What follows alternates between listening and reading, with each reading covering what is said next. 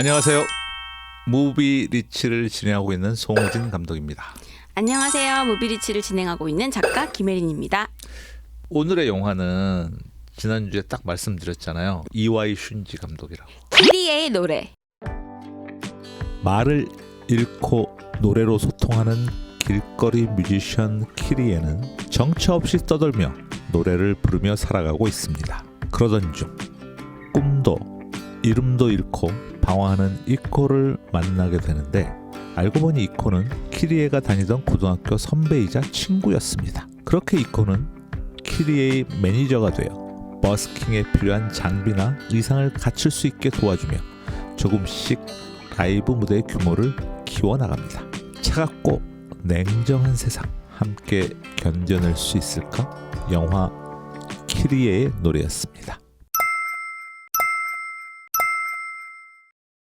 저는 이 영화가 네. 그 존 카니 감독의 원스 기억나시죠? 네네. 그런 느낌을 좀 받았어요. 신선하다. 뭐 원스는 거의 뭐 독립 영화 수준의 뭐 저예산 영화여가지고 네. 또 이제 배우들도 되게 무명 배우들이었잖아요. 이건 배우들 쓴 게 아니라 다큐멘터리 같은데 뭐 그런 느낌 좀 들었었는데 뭐 그 정도는 아니지만 아이나 디엔드라는 뭐 키리의 역을 한 배우가 첫 영화고 또 뭐 나머지 배우들도 그렇게 막 아주 유명한 정도는 아니고 맞아요. 뭐 히로세 스즈 같은 경우는 그래도 고레자 히로카즈 감독 영화 그 바닷마을 다이어리와 세 번째 살인에 나왔던 그런 배우여서 익숙하긴 하지만 그래서 그런 느낌이 좀 받았었습니다. 최근에 좀 개봉한 영화들이 그렇게 마음에 쏙 드는 영화는 별로 없었거든요. 그나마 이 영화가 저는 마음에 좀 들었었어요. 그래서 이 영화를 꼭 하고 싶었는데 혜린 씨는 어떠셨어요?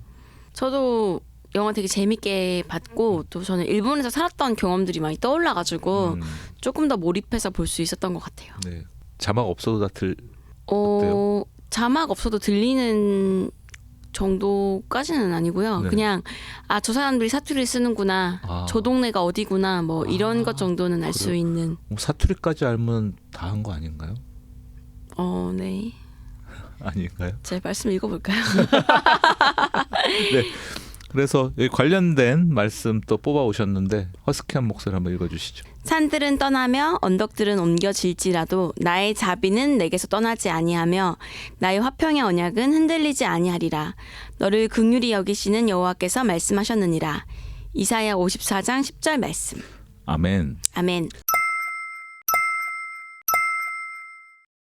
이 영화가 표지만 볼 때는 뭐 방황하면서 뭐 이렇게 버스킹하는 여자의 이야기처럼 그냥 그려져 있지만 그 속내를 들여다보면은 3.11이라고 하죠. 그 동일본 대지진에 대한 그 각자의 슬픔에 관련된 얘기라 가지고 네.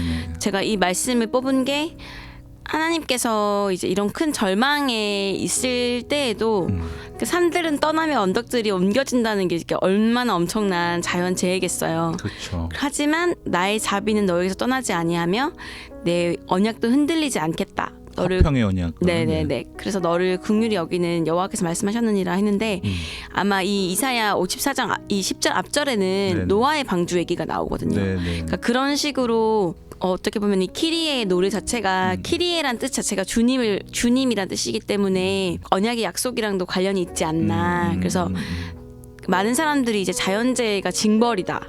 막 크게 쓰나미 났을 때 일본 너희 그렇게 살더니 그럴 줄 알았다 이런 식으로의 반응했던 사람들도 사실 있었거든요. 네네. 근데 그 일본 입장에서는 또 얼마나 괴롭겠어요. 정말 그러니까. 거기는 죽고 사는 문제인데. 맞아요. 근데 그런 사람들에게 이 영화가 어떤 희망의 메시지를 던져주고 있는데 네네. 거기에 맞는 희망의 말씀인 것 같아서 제가 한번 뽑아봤습니다. 그 말씀하시니까 갑자기 그 생각나는데 그때 인도네시아 동남아 쪽에 쓰나미 한번 크게 온 적이 있었잖아요. 네. 그때가 이제 크리스마스 전날인가 이브인가 크리스마스인가 그랬어요. 맞아요. 그랬더니 우리나라 대형교회 목사 한 명이 뭐라는 소리를 했냐면 크리스마스 날 놀러 가니까 죄 받지. 미친놈이에요. 저는 그렇게 생각합니다. 그분 제가 이름 말씀 안 드리는 거 고맙게 생각하세요. 진짜로 그러시면 안 돼요. 그게 하나님의 뜻이냐고요. 그렇지 않거든요. 근데 그런 것들을 지금 말씀하신 것처럼 이렇게 옮기시는 분들이 있어요. 본인의 생각으로. 물론 뜻하지 않는 재앙을 당하거나 또 이해할 수 없는 너무 선하게 살았는데 갑자기 하늘에서 데려가시거나 뭐 이런 일들을 겪는단 말이에요. 우리가 생활 속에서, 삶 속에서. 근데 그거는 우리가 대답할 수가 없어요. 그러니까 그 욥기에서 그런 거 나오잖아요. 너 잘 생각해봐. 네가 죄가 있으니까 그런 일이 생기지. 위로하러 온 친구들이 그런 얘기를 한단 말이에요. 맞아요. 근데 그거는 저희가 천국에 가봐야 알아요. 어떤 뜻이었는지. 우리가 해석할 수 없는 현상들을 겪으면서 살 수밖에 없다고 저는 생각하거든요. 그게 하나님이 하신 일이야. 하나님이 너한테 벌을 주신 거야. 이런 것들은 굉장히 폭력적인 언어라고 생각되고, 뭐 예를 들어서 트리 오브 라이프라는 영화가 있어요.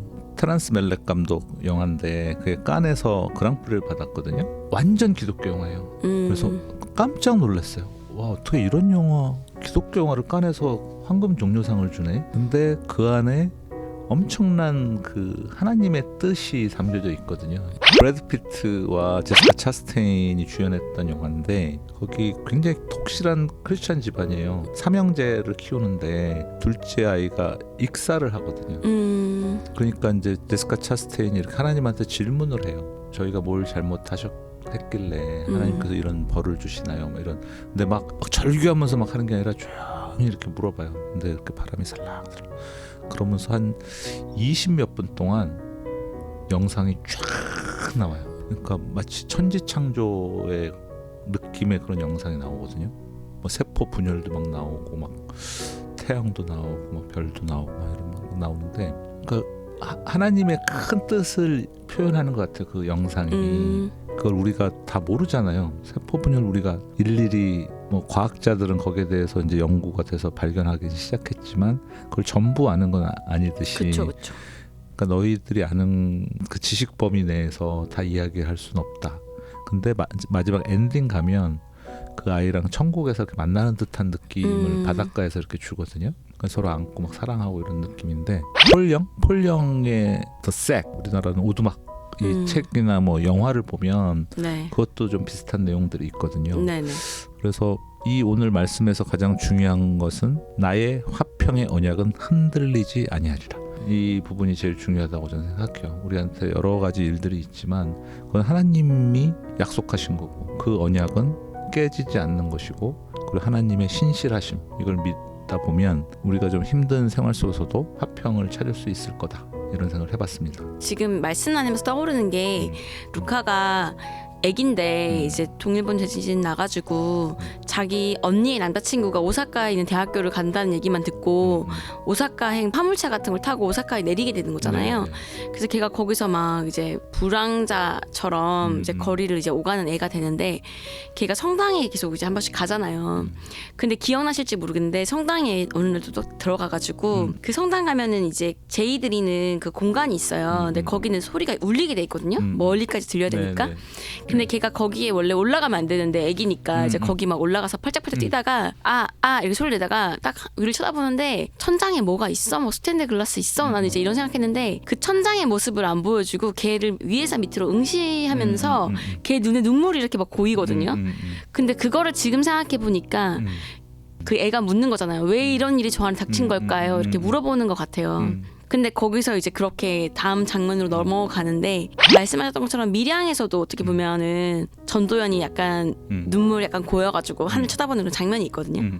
우리가 우리한테 벌어진 일들을 다 이해할 수가 없어서 하나님한테 이렇게 묻게 되는 순간이 있는 것 같아요. 그쵸. 도대체 왜 이런 일이라고 하는데 스크린에 꽉 찬 그 여자의 그 물기 어린 눈이 되게 마음이 아프더라고요. 더 웃긴 거는 이제 걔가 아직 거기 왜 왔는지를 모를 때였던 것 같아요. 그런데도 되게 마음이 아팠는데 주님도 그렇지 않았을까. 저도 이제 그 장면 말씀하시니까 생각이 나는데 그 아이의 눈물을 오늘 말씀하신 것처럼 긍휼히 여기시고, 물론 하나님이 큰 뜻을 보면 이게 슬픈 일이 아닐 수도 있어요. 하지만 이 아이를 긍휼히 여기신다는 거는 공감을 하신다는 거잖아요. 그 걔가 흘리는 눈물만큼 하나님도 분명히 흘리셨을 거다.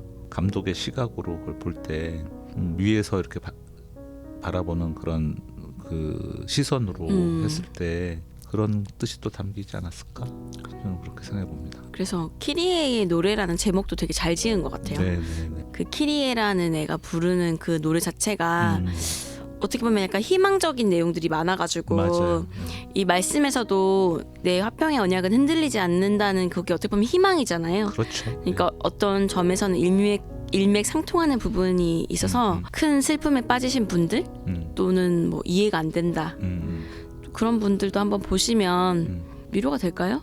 저는 위로될 거라고 생각합니다. 네. 네, 한번 보시면 좋을 것 같아요. 네. 이와이 슌지 감독 키리의 노래라는 영화로 왔는데요. 일단 극장에서 개봉했던 영화고 아마 지금 이 방송이 나갈 때쯤에는 몇몇 극장 외에는 아마 내렸을 것 같은데 또 OTT에서 보실 수 있을 것 같습니다. 저는 뭐 제 개인적으로 강추하는 영화니까 안 보신 분들은 꼭 보시면 좋겠습니다. 다음 주 영화는 또 비밀로 할까요? 아니면 비밀이죠. 비밀이지. 제발 비밀로 해주십시오. 알겠습니다. 네. 오늘도 이 영상 재밌게 봐주셨으면 감사하겠고요. 우리가 또 다음 주에 만나 뵐 것을 약속드리겠습니다. 감사합니다. 안녕.